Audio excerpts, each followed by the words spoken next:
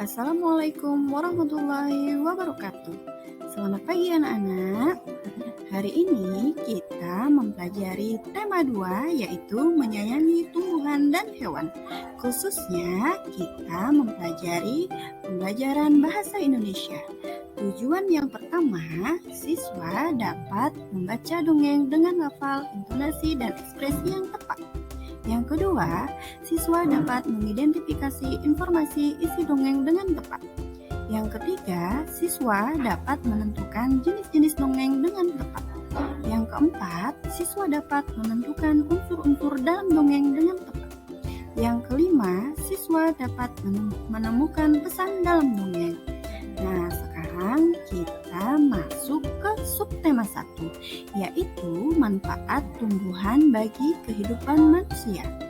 Hanya di sini Bu Wit akan menjelaskan pembelajaran, khususnya pembelajaran bahasa Indonesia, yaitu tentang dongeng. Nah, sekarang kita belajar tentang pengertian dongeng. Dongeng merupakan cerita khayalan yang bercerita tentang kehidupan pada zaman dahulu kala. Dongeng biasanya berisi pesan atau amanat. Terus dongeng juga memiliki alur cerita yang sederhana. Alur adalah rangkaian peristiwa dalam cerita. Nah, sekarang kita mempelajari tentang jenis-jenis dongeng. Yang pertama adalah mite. Yang kedua adalah fabel. Yang ketiga ada legenda. Yang keempat ada hikayat. Dan yang kelima ada parabel. Yang dimaksud dengan mite adalah dongeng dengan latar belakang sejarah yang mengandung hal-hal ajaib dan dianggap suci. Fabel adalah dongeng yang tokohnya adalah hewan dan menceritakan tentang kehidupan mereka. Legenda adalah dongeng mengenai peristiwa sejarah suatu nama daerah atau asal-usul daerah. Hikayat adalah dongeng yang menceritakan kehebatan atau kepahlawanan seseorang. Nah, yang terakhir adalah parabel. Parabel adalah dongeng yang menggunakan perumpamaan untuk menyampaikan pesan moral.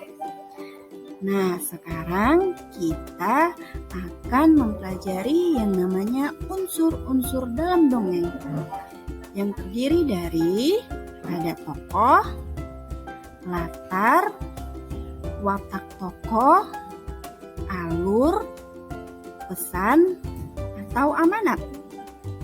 Yang dimaksud dengan tokoh di sini adalah dongeng para pelaku yang ada di dalam dongeng.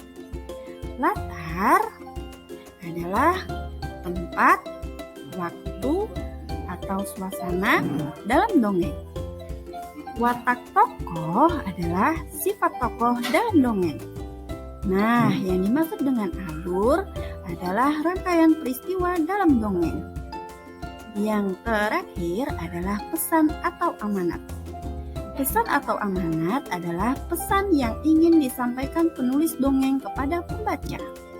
Nah, sekarang kita mempelajari mengenali karakter tokoh dalam dongeng.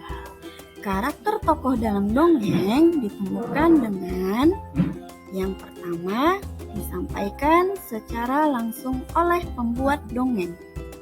Yang kedua, melalui percakapan antar tokoh. Yang ketiga, disampaikan oleh tokoh lain. Yang keempat, pendapat tokoh lain. Nah, sekarang kita menemukan pesan dari teks dongeng.